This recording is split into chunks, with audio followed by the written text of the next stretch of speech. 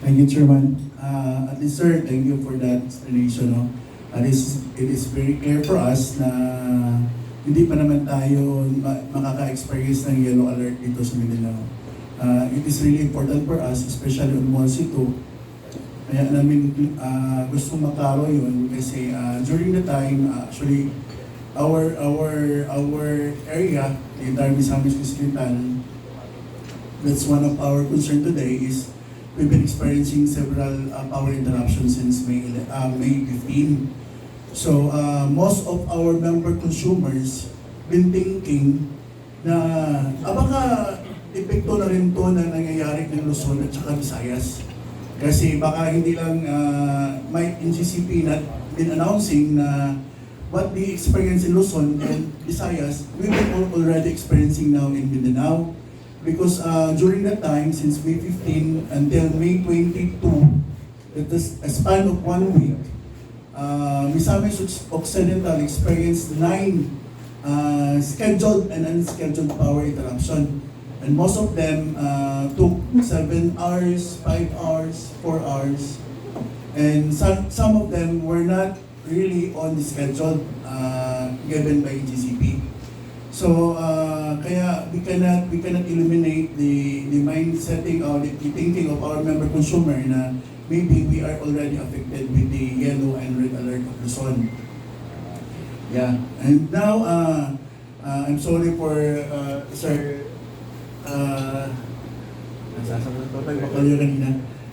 because actually sir, because of what we experienced last May 15 to 22, that's why most of our LGUs and member consumer in Misamis Occidental are really concerned on what really is happening with the NGCP.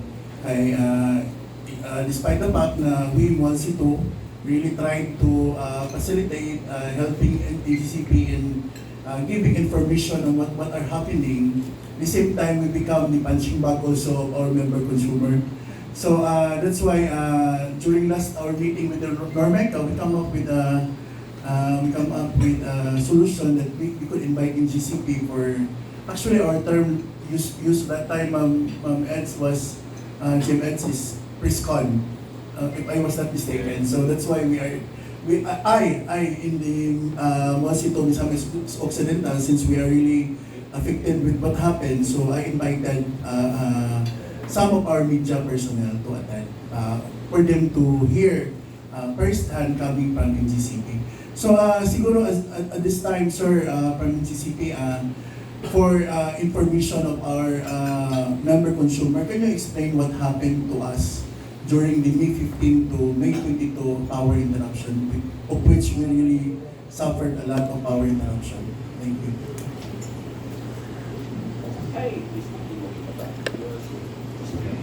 Sir, sorry, Marco po. Actually, sir, from our District 1, unfortunately, wala sila. But I think we have already coordinated with your team that we have a meeting next week.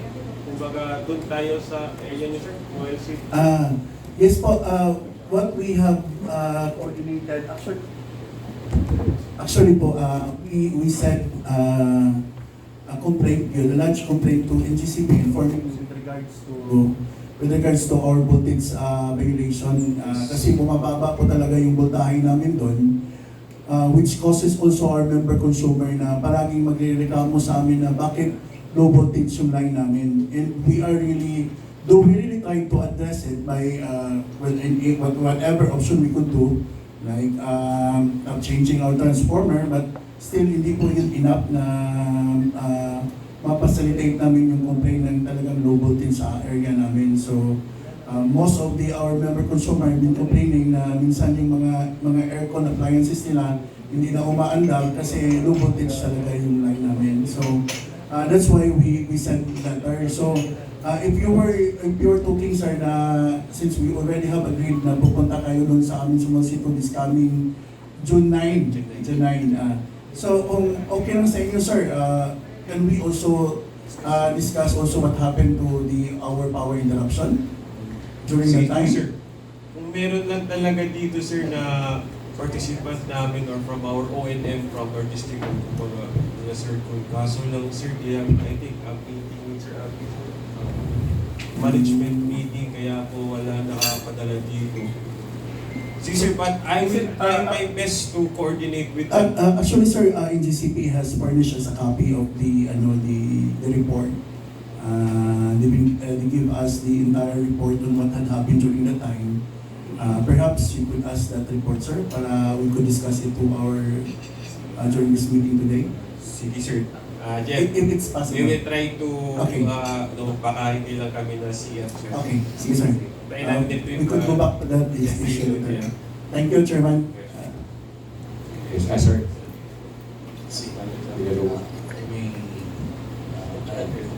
So our apologies to Sir GM no, for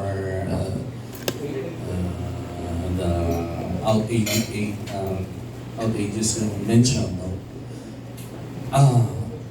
Yeah, we can discuss in details the specific. We can discuss the specifics later when we be able to visit your office. Tayong pupunta doon sa Marcos Tower. Sige, oo. But for now, I'll just mention that I've monitored, there were 2 incidents na there is a common portion with Magamon or Magamon yung linya yun na two were hit by lightning, and then the other may snake intrusion, naglambitin. So both those incidents apektuhan ng Arauco Calamba. And the challenge din sa linya is mahaba, starting from Aurora, Lamba, and then there's a future project on looping you to Polanco. So that's a future project of our engineering. So pag mahaba yun, yung challenge doon is ang paghanap ng saan yung location ng fault. So nagpapatrolya kaya matagal maibalik din kung minsan. But I hope our district office was able to inform you sa causes ng tripping. Anyway, as I said, we'll discuss the specifics na para maliwanagan kayo. Just to assure your member consumers na sa case of yung sa Luzon, Visayas. So I hope they will be assured in that. And then same challenge being a long line, and then heavily loaded. So just like water pressure na pag mahaba yung line, and then maraming nakakabit. So bababa din yung pressure, no? So but we are not negligent on this because we tried to raise our sending voltage. So more than the nominal already, from 60 naging umaabot na to ng more than 70 kV. And then we monitor, we did install also capacitor banks to Banyadero, Villaflor. So it's just that yung voltage profile ng pag mahaba yung linya, even though we provide compensation, pag ganun, mataas yung sending namin, sa gitna, bumababa, and then at the portion na yung lagyan namin ng cap band, so nakaka-recover siya. So we monitor that the letter you sent us na may mababang voltage, we're just at the threshold of the nominal, yung sa high side, and you sent us a letter na more below 0.9 per unit and secondary. So the challenge there is we have customers near also to Aurora, so kung masyado namin pataasan yung sending namin kung magko-complain ng kasi yung overvoltage naman sa malapit. So it's a very challenging condition, but we just would like to strike a balance between the concern.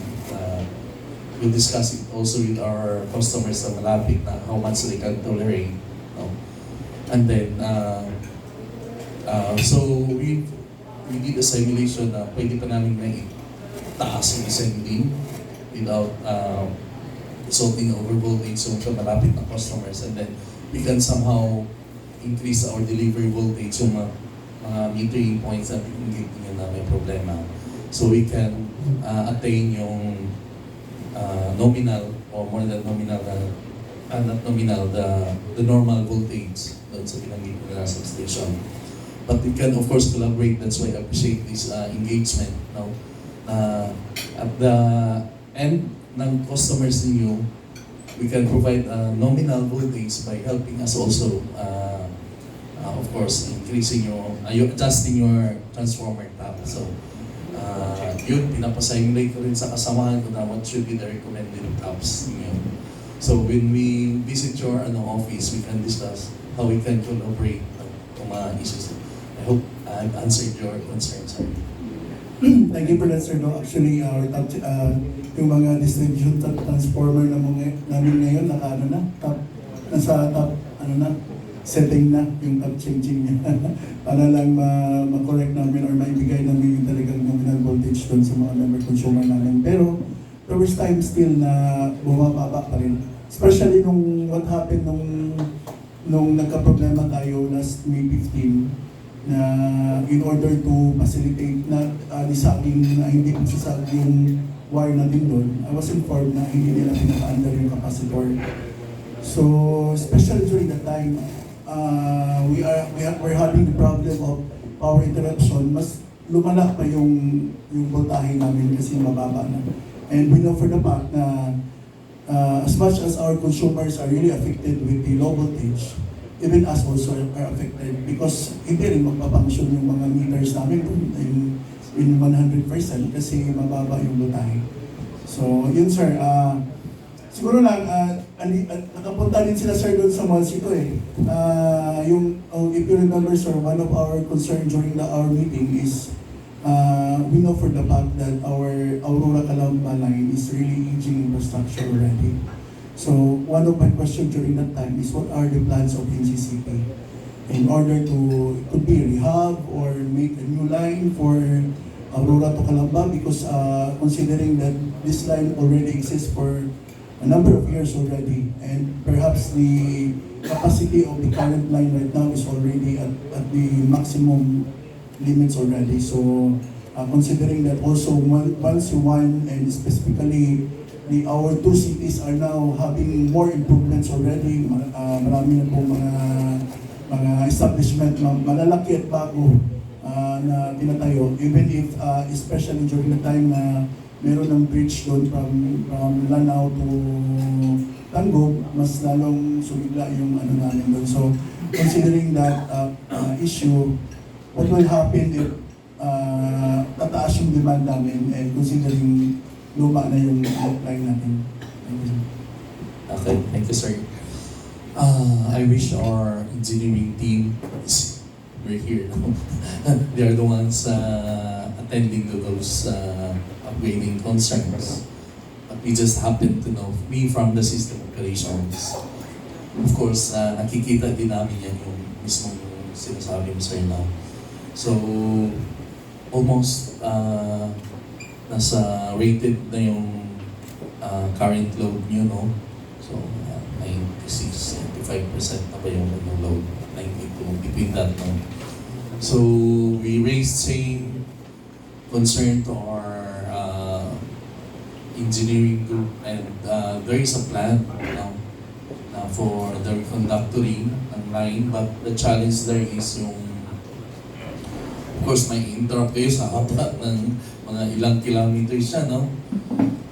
But there is that plan, I happen to know, no? Sorry.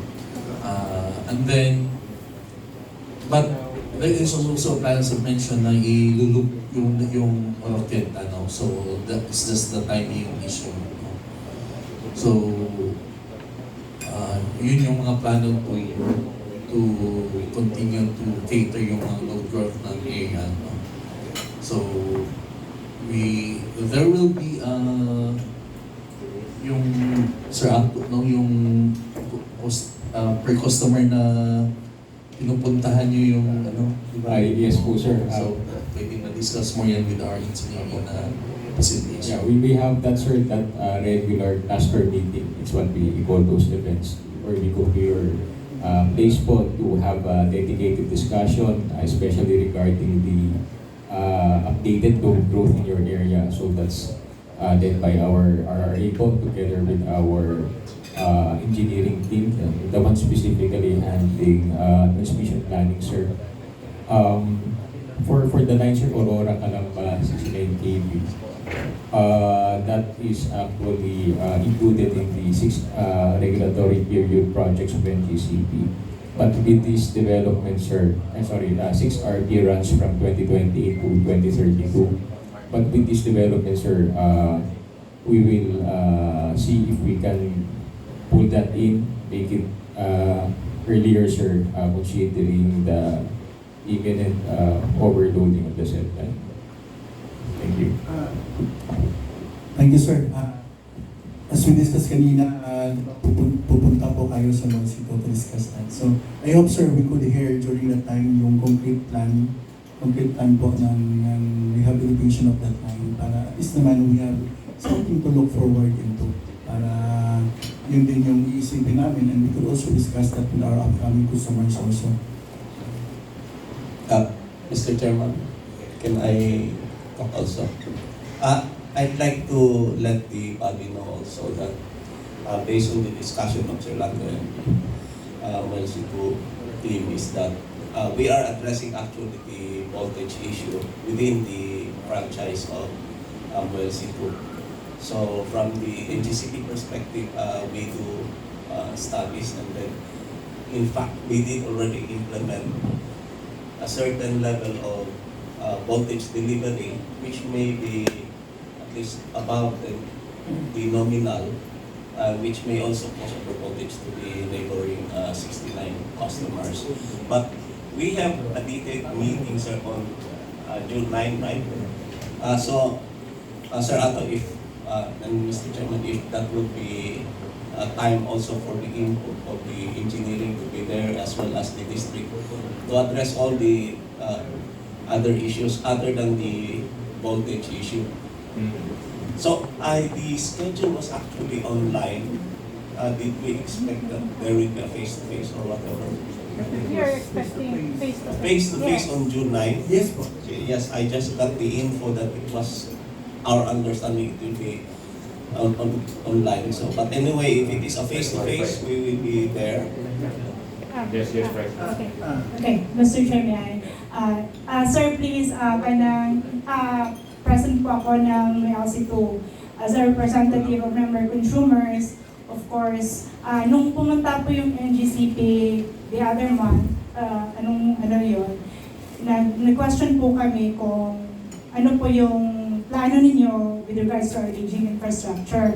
Kasi tumawag ako ng yung nagtrabaho noon, technical na noon pa, yung transmission line pala natin is existing na 1976 pa. So, kaya yung tinanong namin, ano po yung plano ninyo? Kasi, sabi niyo na meron kayong maintenance na naka-schedule. Kaso po, naunahan po tayo ng problema sa schedule na maintenance niyo po. Kaya po, yung sinabi po ni Sir na baka hindi namin, sana ma-resolve natin yung problema within this year. Kasi yung schedule niyo po is 2028 pa. Sana ma-fast track natin yun kasi baka yung satisfactory rating na naibigay ng ibang kooperatiba, hindi talaga po namin naibigay. Kasi kung nakamamatay man yung ng mga member consumers, siguro wala nang buhay sa Moncito. So, I think, sir, Mr. Chair, yes, Mr. Chair. So, I think it pertains to different organizations within GCP. So, I suggest that Sir Ato can make an arrangement for that to address the long-term issue of Moncito as well as the operational. As far as the operational, we're doing it. Mr. Villalobos has an action already. Yes po, Sir GM. Actually, I'm requesting our system planning for the June 9 meeting. If they are not able to come physically, sir, at the very least po, they will be joining online to address the long-term planning issues. Yes po. Chairman, With regards to that, sir, we will request ng GCP naman to make it face-to-face meeting during the time. And since right now, I think we prohibit the media personnel to ask questions. Maybe at that time, sir, baka we could allow them during that meeting. Para kung meron man din silang questions, they could raise up also as being part of our member consumers. Kung pwede po during that time.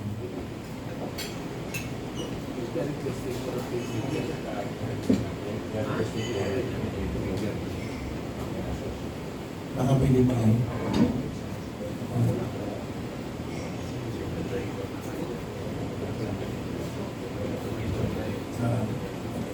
Thank you po. Thank you po. Yes, can we ask the GCP for that? Chairman? Yes.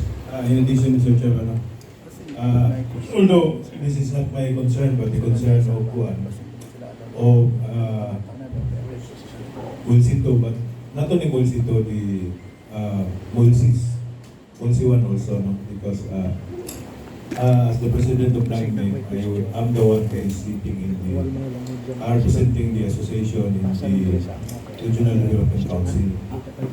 And one time, I will not tell the name of the LGU, but there's an LGU executive that our LPEC cooperative is palaging run out. And when I have talked with the GMs, ang may problema is the delivery of the 69 kg. So, ang nadadamay kasi si electric cooperative. But definitely may issue, may problem sa 69 kg line. So, I think it's related with the capacity problems in Misamis Occidental. Mr. Chair, Yes, Rejoinder, Mr. Chair, I think we actually experienced the same sentiments with the LCs, no? And in fact, in our previous meeting with Sir Ganti, we already talked about this, but well, this is an opportunity that many of the higher ups of the NGCP are present. So might as well also discuss the sentiments of Moras Kutu, no? Because we often also experience low voltages because our power is really from Nasipit going to Hinguog.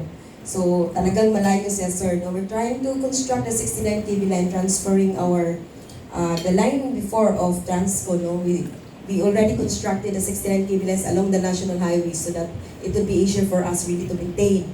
But when we run the distribution impact study of that line, if you are to cater really from Nasipit, mag-low voltage siya talaga, sir. It's more than 80 kilometers. So we're trying to get back power from Aplaya, running it with 2 feeders, still pa rin. Well, in our simple way, really, I'm not a technical person, but I'm trying really to understand. Like, if you are to put up really an intermediate power in between somewhere in Medina and Salay, maybe a little bit, but it's not really a base load.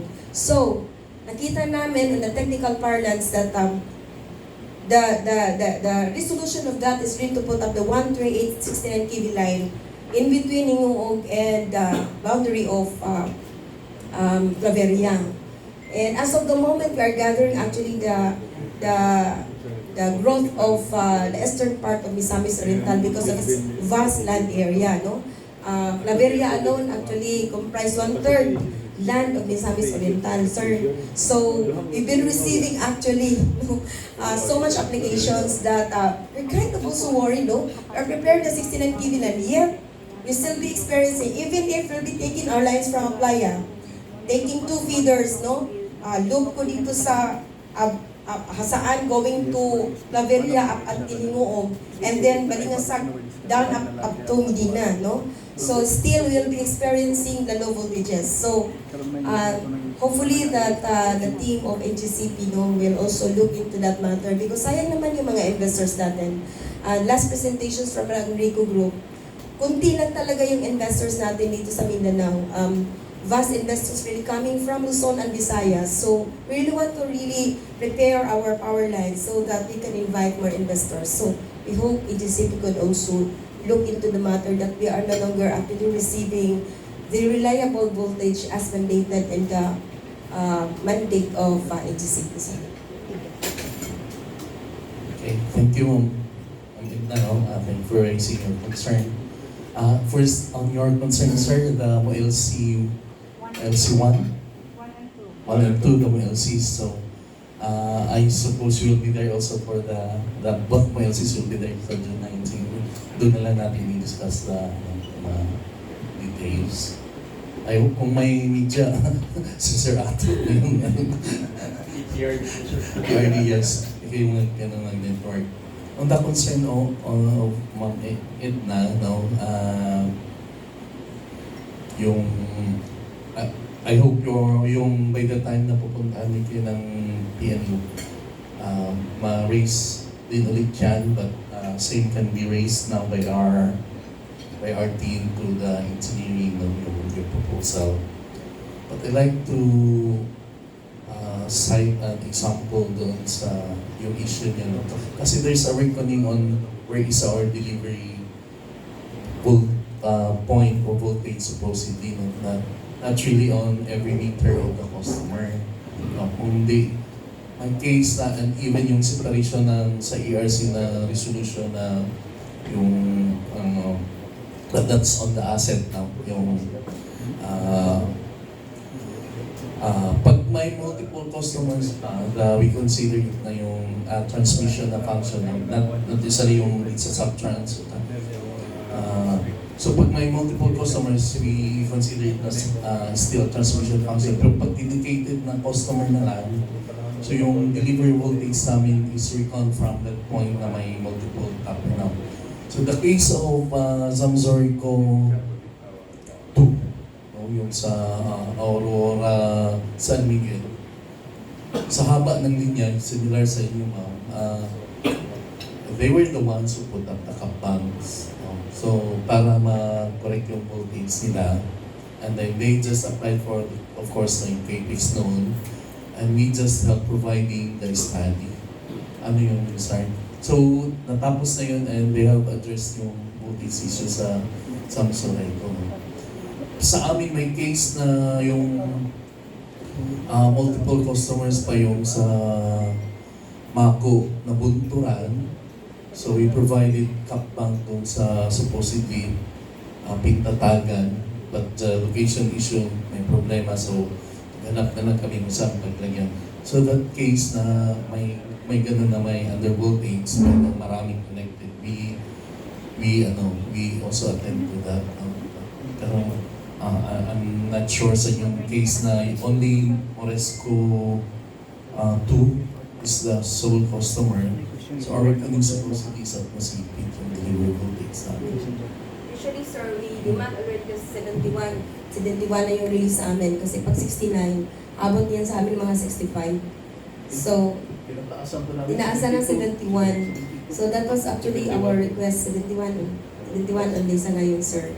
But again, if, yun nga, marami na yung locators, capacitors, maybe, but it's just a bad solution sa ngayon. So, we're actually asking, kasi may nag-traverse na kasi dyan as 138 ninyo, sir. Maybe you could also consider. yung proposal nyo, yung pagpunta ng PND namin, yung raise sa yung proposal, yung substation talaga. Yes, sir. Because we actually ran simulation for the capacitor bank. But para siyang band-aid solution lang for the meantime. It's not really for a long-term solution. Sige po. Mr. Chair, Yes. isa na lang po, Mr. Chair. Kasi ito po palagi yung mga tinatanong ng mga customers namin, Mr. Chair, that they're really the presence of EGCP, Mr. Chair. And since the system operation is actually now naka-attach doon kang EGCP, Mr. Chair, and sila po yung magsisignals ng power plants to produce electricity and manage the same. Ang tanong lang po namin, Mr. Chair, for EGCP is that sabi ni Sir kanina na okay pa for now, wala po pa tayong consolidation as to how much electricity should be generated so that we can get away with the red alert and the yellow alert. And also, sino ba talaga yung mag-advise ng government or any generating companies that, hey, by 2027, 28, 29, and so forth, this demand should be on the market already, because I understand that the system operation is not just about well managing, but also maybe giving advice as to what would be the appropriate generating capacity for each island, so that we can, parang hindi tayo magiging reactive ba na okay for now, but as non-technical person, for now, for how long? Parang ganun siya, sir ba? Okay, so thank you po, Mr. Chair. Yes, before GCP, okay. Para lang consolidate, in relation to that query of Jenny, we also inquire from GCP what will be the situation if the possibility of the privatization or the rehabilitation of Agos and Ulangi, because we just had meeting with Andreco and we discussed the possibility of one. And we all know that the capacity, the dependable capacity right now is only 700 megawatts, and our contract will end this December. So what will be the scenario if that power plant will be out for rehabilitation? So yun, para yun. First, I'll address first the issue of the who will give notice to the government entities with regards to the expansion of the power plants. Now, actually, we regularly interact with the Department of Energy with the submission of the available capacity. This is on a medium term, up to 5 years. On a quarterly basis, we provide them. So they are getting notice on that. And in fact, we have specific DOE Undersecretary looking at it, which is Undersecretary Rowena Guevara. So she's the one we are interacting with through the Department of Energy. So the Department of Energy gets notice on the reserve level per region in the Luzon, Visayas, and Mindanao. So they get notice, and it is up for them on how to invite the investors in putting up capacities. Yes, but as far as NGCP is concerned, which is a transmission company, and then we tell them about that. Now, with regards to the issues about your rehabilitation of Agos, this is it. Of course, during the rehabilitation, if ever it will push through, NGCP would be submitting also recommendations on how much units would be rehabilitated such that the operation of the Mindanao Grid will not be hampered. So since it is a cascading power plant with 6 power plants from Agos 1 to Agos 7, we will be submitting also position in which these are the number of units you may undertake. With this, the Mindanao Grid will not be hampered. Of course, it is a policy of the government that they will be privatizing on whatever mode, whether O&M or outright selling, but this is the policy of the government. As far as we're concerned, as a transmission company, we will comment on the capacities that may be recommended so that the grid will not be affected. So that is it. Thank you. Jim Chairman. Mr. Chairman, pwede rin sigurong idagdag yung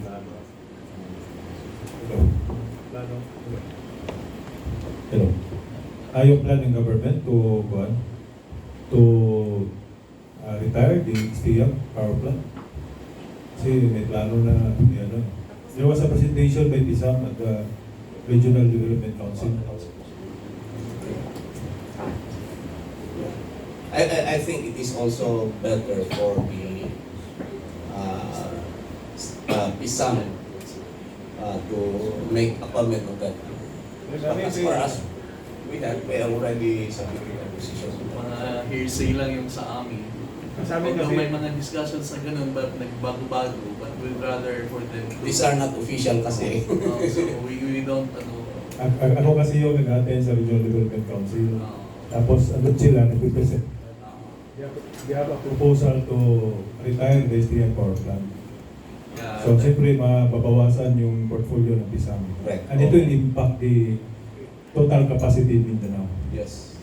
so nagbabago-bago yun, so ano na lang, better for them to use efficiency. Because as far as we're concerned, we are not privy on their decision. Yes. But of course, they know better that if you will retire, you will have a reduction in the capacity. Sir, yeah, if I may add, before the power plant kasi can be retired, they have to seek the permission of the Department of Energy.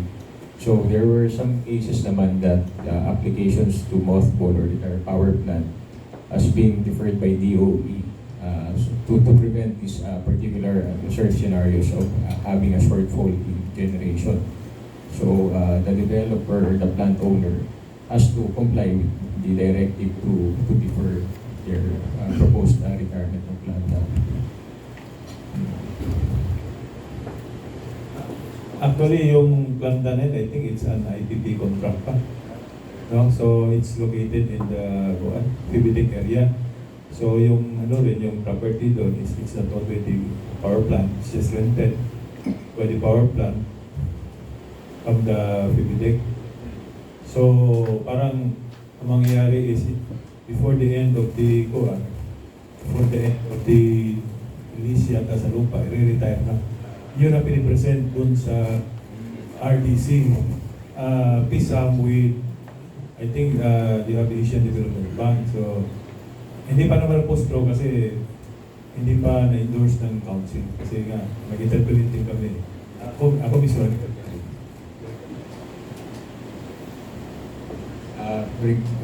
Thank you, sir. Going back to the question earlier of GM,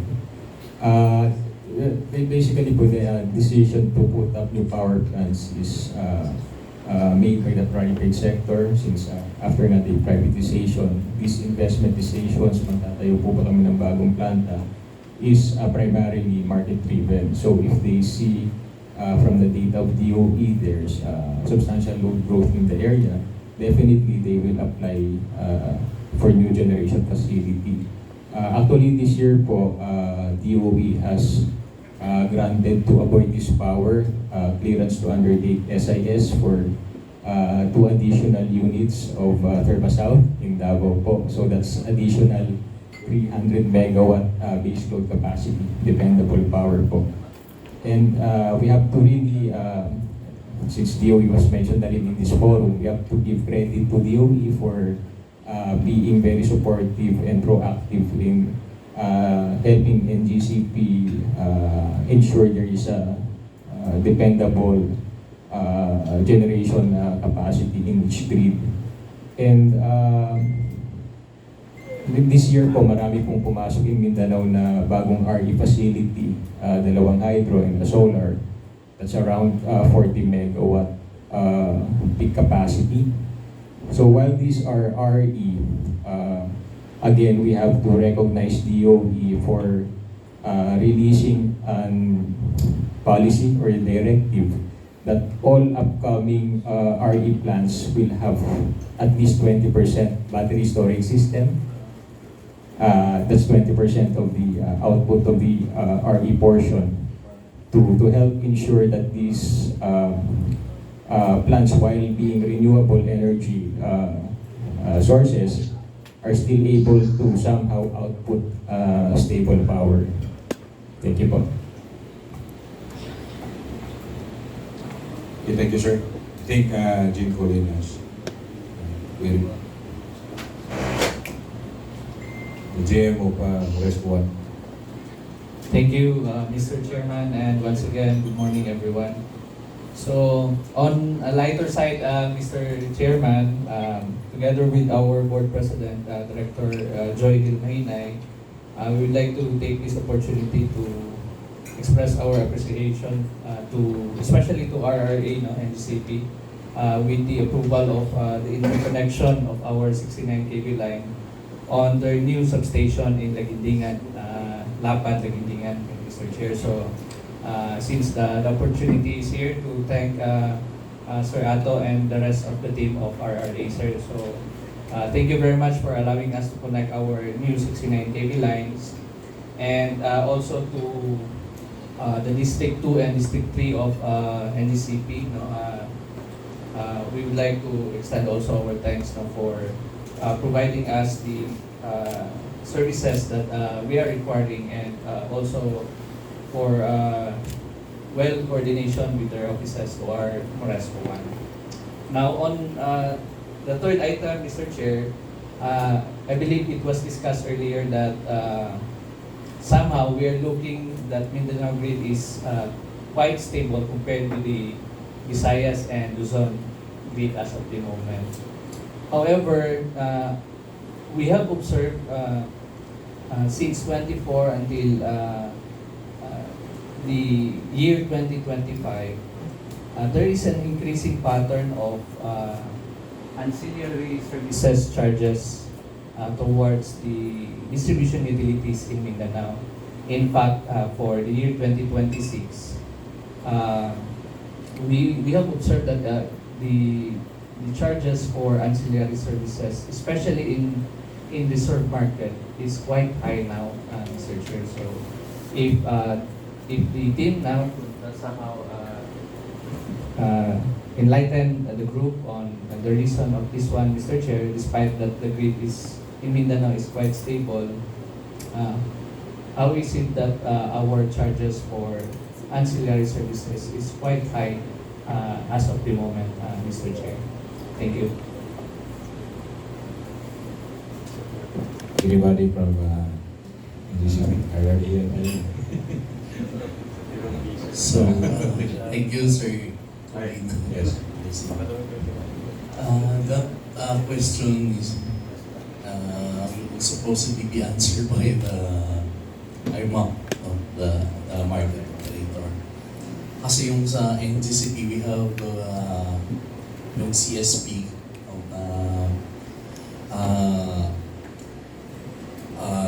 regulated by ERC. So, unfortunately, some nag-back out doon sa approved ng ERC, but they preferred na doon na sila sa market mag-offer. So, whatever happens sa reserve market na rates, it's for sa competition, of course, nila. No? So, we'd rather na this will be answered by the market operator. No? But just an info, medyo limited na, medyo bumaba din yung contracted from the contracted capacities namin may nag-back out. And then, mababa din yung approved rates ng ERC sa CSP. Kasi regulated. So, we understand, sir, meaning yung ASPA contracted, may nag-back out pala ng mga ancillary services provider ninyo, sir. That's why yung reserve market, doon kumukuha ngayon parang nawala na ASPA contract. So, kunti lang yun. But the whole requirement talaga na police Yes, Mr. Chair. I have to add also. NGCP contracted ancillary to the generators, Mr. Chair. But unfortunately, there were only a certain capacity that were contracted because that's how they want to invest the generators. Now, what happened? We have a new regulation now with the entry of the reserve market. With the entry of reserve market, they allowed the reserve component, the ancillary, to be entered into the reserve market in such a way that it is now automatic that the power plants can nominate the reserves. So whatever shortfall that the system has with regards to the reserve, it is automatically bidded out in the reserve market. So as far as NGCP is concerned, we have only a certain capacity that we're contracted out. The additional capacity is with the reserve market, the IMAP. That is why precisely we could not explain by now, although we have certain group within the NGCP that is handling this case within the RRA, but I think they are not around. But the remaining balance is with the IMAP. So that is why we need to have a coordinated response for this one together with the IMAP, because there is another entity outside of NGCP that is handling it, which is handling the reserve market. But on another sense, there is an advantage that we benefited from it, which is the automatic availability of the reserve. And we have, if you notice, it's not much for the customers, but especially for those with varying loads. We notice already there's an improvement in the frequency that we have here in Mindanao. I personally have seen the difference now, the improvement in the system with the entry of the reserve market. But of course, the other side for this one is there is always a corresponding cost for any improvement on the system that we have, including the availability of reserves also, especially during tripping of big power plants. You don't notice anymore through the automatic load dropping. Now, if you notice the automatic load dropping as a result of the tripping of a particular plant, that happened in 2025, last May, only because there were two power plants that simultaneously tripped, the Agus 1 and the Agus 2. It's a huge capacity in excess of 200 megawatts. That was the last time that there was that incident. And it is because also of the increasing reserve, the ancillary reserve. In terms of availability, parang meron. Yes. But as to the cost, yun yung medyo, If I may add, Mr. Chair. I think that's the point of Jane Morin. Yes, I believe that we are happy that NGCP is looking into the stability of the grid. However, what we'd like to request to NGCP is that medyo volatile kasi yung market sir eh. Yes, tama, pwede tayo automatic na makakuha ng reserve capacity, but somehow yung cost of it is very high as of the moment. So kung baka pwede natin talaga ma-improve yung contracting natin in terms of ASPA talaga, because we can have a better rate doon sa ASPA. If we can observe the profile of Mindanao grid based sa the last 12 months na tawag nito operations ng ancillary services to Mindanao, somehow yung take natin mas masyado ng mas malaki ngayon sa reserve market kumpara doon sa bilateral contracts to ASPA. So we do understand na somehow pag ganun yung method of contracting, mapapamahal talaga sir. That's why sana malimit yung exposure na makuha natin doon sa reserve market sir, because again medyo volatile talaga yung cost nung pag-avail ng services sa reserve market. So if we could somehow improve doon sa contracting natin with the ASPA, tingin namin baka makakatulong din sir. But we appreciate po yung tinitingnan talaga, priority talaga yung to protect the grid and make sure na it is stable. And we saw that sir. Kaya lang medyo tingin namin napapamahalan po. Sir. Thank you very much. Thank you, Mr. Chair. Yes, Jane Morin. May just add the Wala bang parang certain percentage na the part of AGCP when it comes to the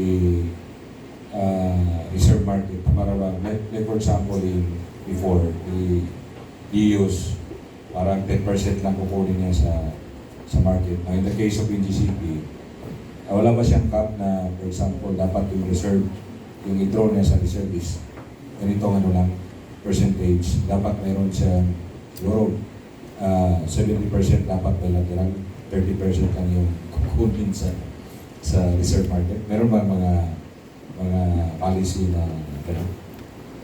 Kasi pag, for example, yung point ni Jim Colin is, for example, yung bilateral mo is only for the ASPA is 20% lang. And then the 80% is coming from the reserve market. So, nangyayari, yung market-driven kasi siya. So, hindi natin kontrolado yung price. And that will result to a higher price for part of the consumer. Okay. I'm not aware of any policy na gano'n yung requirement na you only source out your reserve from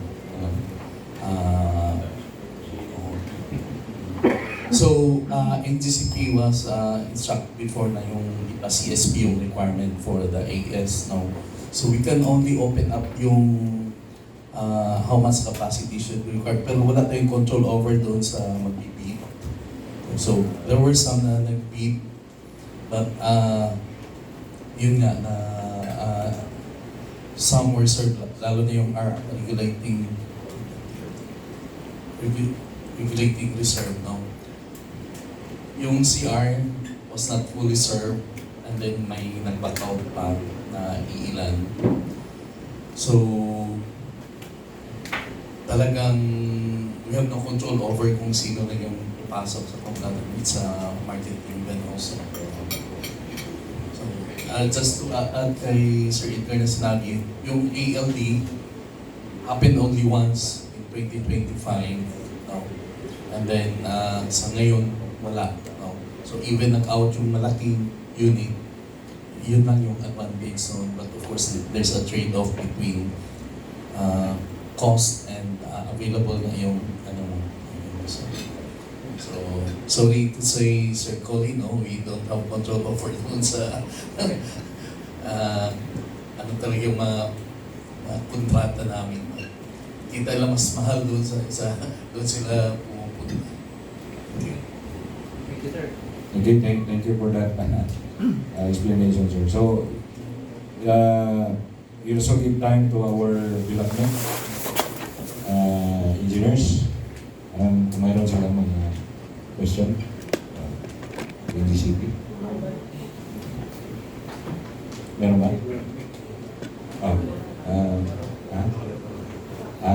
Tapo na?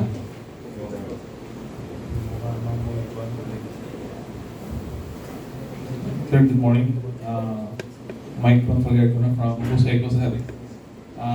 Actually, yung concern din namin sa Buseco is regarding din the voltage fluctuation variations. We've been observed those mga discussions that Mindanao is supporting Visayas grid. Just managed 450 megawatt. Then, it would be related on the voltage variations kasi baka kasi yung delivery of power natin to Visayas grid would affect delivery of voltage doon din sa mga substations ni NGCP, no? Because somehow, during sa mga distribution impact study natin, if we will deliver malaking bulk of power to other portion of the system, of course, naapektuhan din yung mga delivery points. So, baka yun yung nagiging dahilan. Minsan kasi in one day, we've been experiencing 2 times na bumababa taas yung voltage, no? Kaya, pasalamat din kami with NGCP. Of course, they are very responsive po, no, in the side of Buseco na it have changed yung power transformer nila so that we could have the stable voltage. So yung question ko, sir, is yung voltage namin, no? Talagang in one day, sir, dalawang beses kami nagko-coordinate with your substations.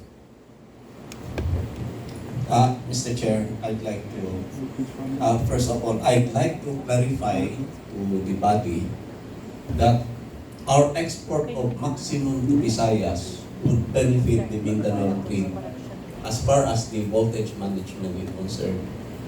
How? If we will be generating as much power plant as there are in Mindanao, that would be generating a megawatt in your locality, and that will improve the voltage. So for example, if we have a power plant in, let us say,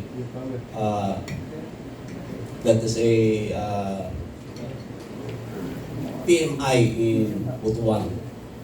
So if there are voltage issues in Butuan, by generating that quantity within the locality, that would improve.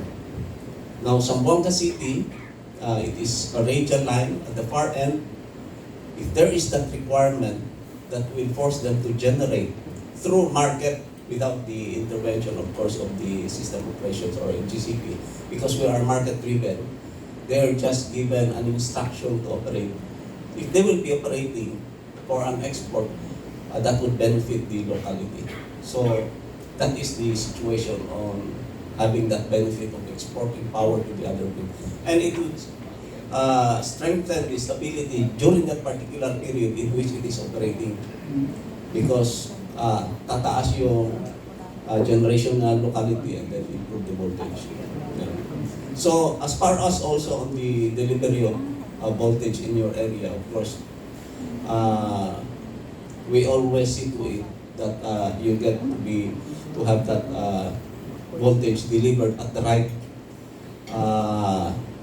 value or at the right quality. Of course, we understand also the Malay line is also quite long, right? Yes. We also understand that. But hopefully, sir, with the entry of some of the hydros which are connected there, that would quite improve, I think. So that's why we support that entry also of the some of the embedded plants which are connected there. Yes. We just, but as far as now, we will always try to deliver at the optimum level through our Iligan ACC. We let them know that we should deliver at least at the higher end, especially with your line, because we understand that it will taper off at the farther end. Yes. So, another Yes. concern with us, regarding naman po sa network protection, can we ask, pwede ba yun sir, makahingi kami ng protection-based setting so that we could also coordinate our circuit breakers in our 69 kV line? Pwede ba yun sir? Yes, sir. Please coordinate. In fact, that should be the case. That we should be coordinating each other's protection setting. So we will just write a letter to RRA Yes, sir. Yes, sir. requesting the... Oh, thank you sir. Thank you, Engineer Mine. Another query sir, na curious lang ko doon sa yung pag-transport ng 450 MW to Visayas. What will be now the scenario, for example, if we have, as I mentioned earlier, that we have the 2,775 MW. So, of course, with that big supply and demand, we have still excess na supply tayo sa Visayas. So what will be the scenario if the situation in Mindanao magiging siya, parang kulang.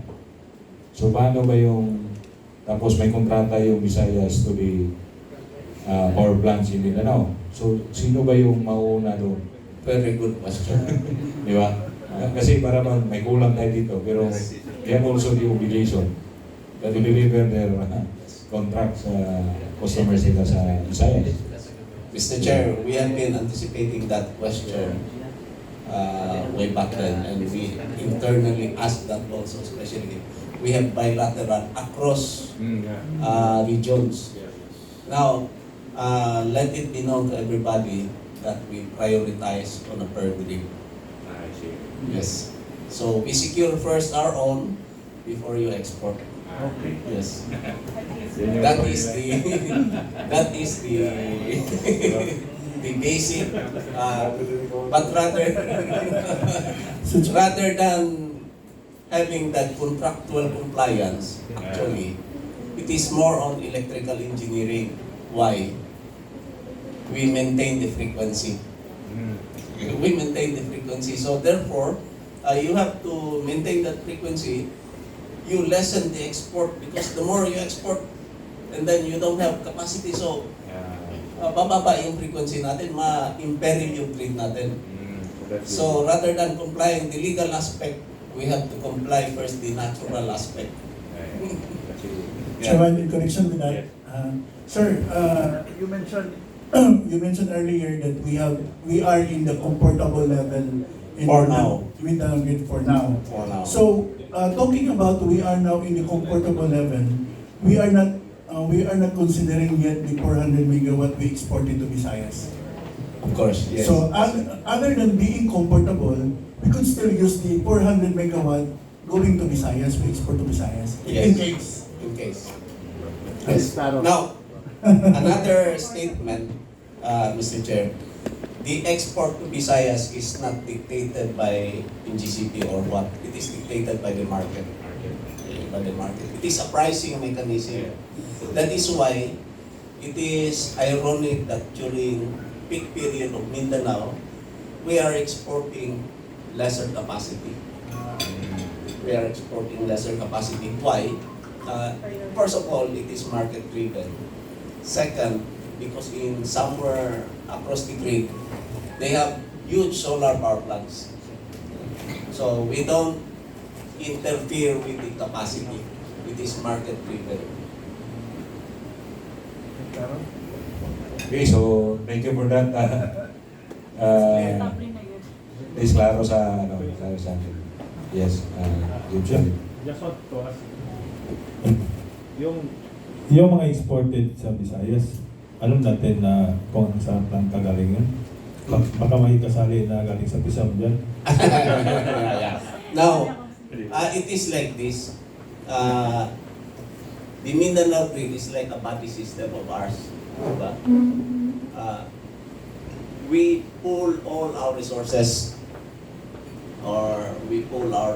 and then just like in our body system, we pool our blood. So once we donate blood, we don't have a particular sourcing, galing ba sa kamay ko ito, galing ba dito, galing or somewhere else. So first we pool our resources, and then we generate, and then we export. So that is how it is done. Now, technically, that is the way, but economically, you can deduce that by stacking up the pricing. So you can just remember, you can just deduce that based on the quantity that is being exported, as well as the stacking of prices of the power plants, you can deduce that possibly it could be this power plant that is being exported. So in that sense, the cost in Mindanao is not impairing. So the one that is being exported to Visayas has of this pricing. So that is the way it is being operated.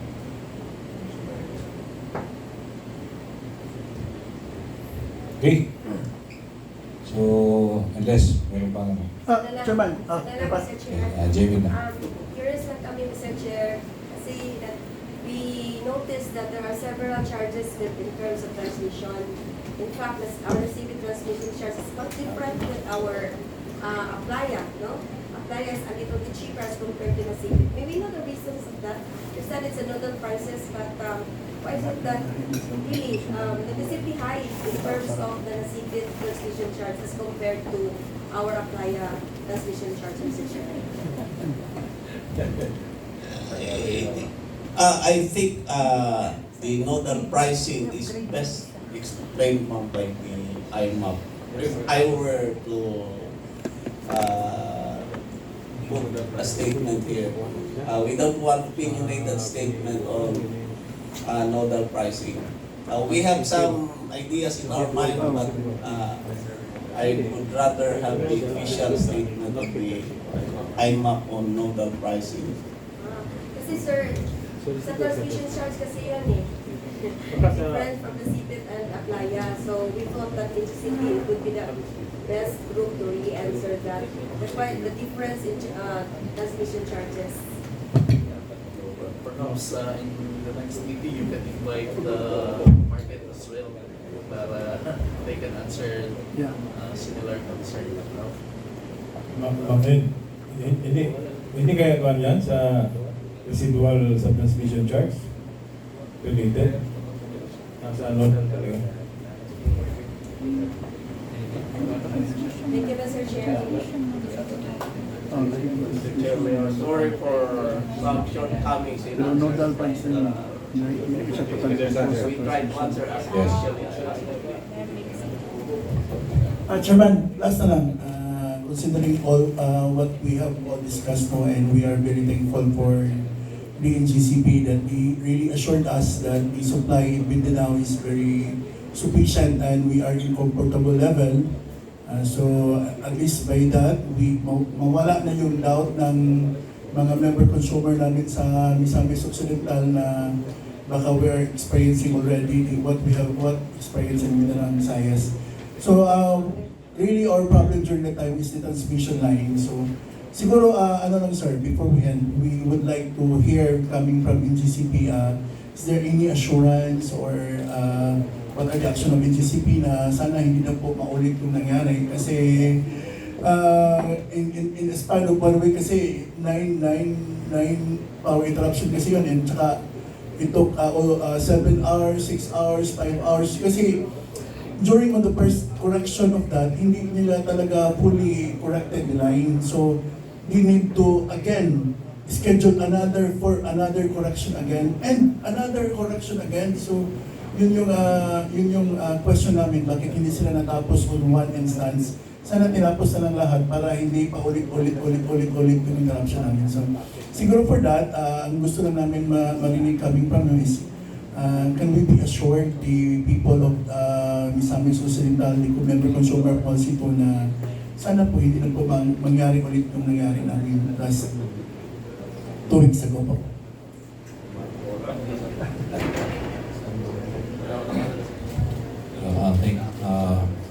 Mr. Chair, would I be allowed to speak? Sorry sir, in behalf of some of our district managers are not actually present, including our AVP, si Sir Ampi. He wished that he could be here but he has a meeting with management also. For your concern sir, I think my EOR is District 4 but that concerns District 1. But based on what I heard from the report, that they have conducted interim measures to prevent it from happening again. And I think they have a long-term, not long-term, but a more permanent solution.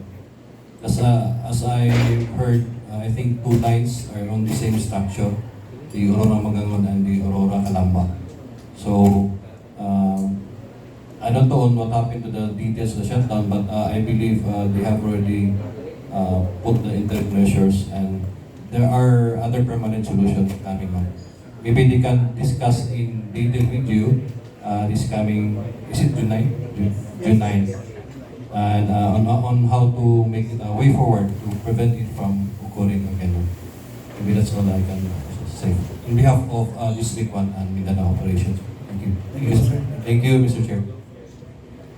So, thank you. I think we have a fruitful discussion with our resource person. And wala na. So, So let's conclude this interview conversation with NGCP, and like to again convey our appreciation and thanks for the presence. Si Sir Rato galing pa sa Manila, and we hope that this is not the last conversation with NGCP.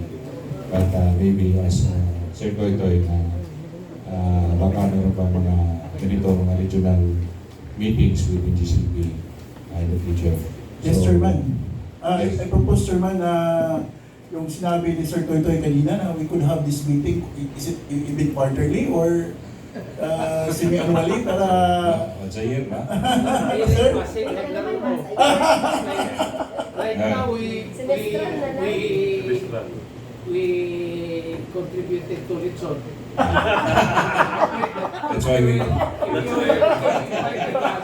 Everybody will Actually, Jim Boogie sa North America called me up last night kung you will have this kind, because to be honest, you're the first to have this. Kung tuwingan gani si Jim Boogie nga sa dool manggod minimum sa tuwibak sa kuhan, dool mo sa dool mis luwag. Ikaw nili mo dool sa luwag na naging mo sulod sa kaliro. Ito is the first time, and hopefully G. Fernan, the regional president of Precore, will send a message again. So we'll be going to the Liti Samar of Precore. So with other regional associations, we'll be going to Luzon. Ato ni Kwaron garon ma-address na to ba? Di ba? That is actually my responsibility also. One of my job as consultant of the president of NGCP to bring near the NGCP customers aron ma-address ang inyong issue, deliver directly, and we could deliver directly to the president on the head of offices that will be around, that will interact with you. Di ba? Thank you, sir. Thank you. Thank you very much, and let's give a round of applause to NGCP. And of course, our media partners in the media. Thank you. Sir James told me the lunch is ready, and also Sir Toy Toy mentioned the COVID song. So I guess. So we'll just end this great talks, and thank you for your active participation. Si kita rin, naglaro mo.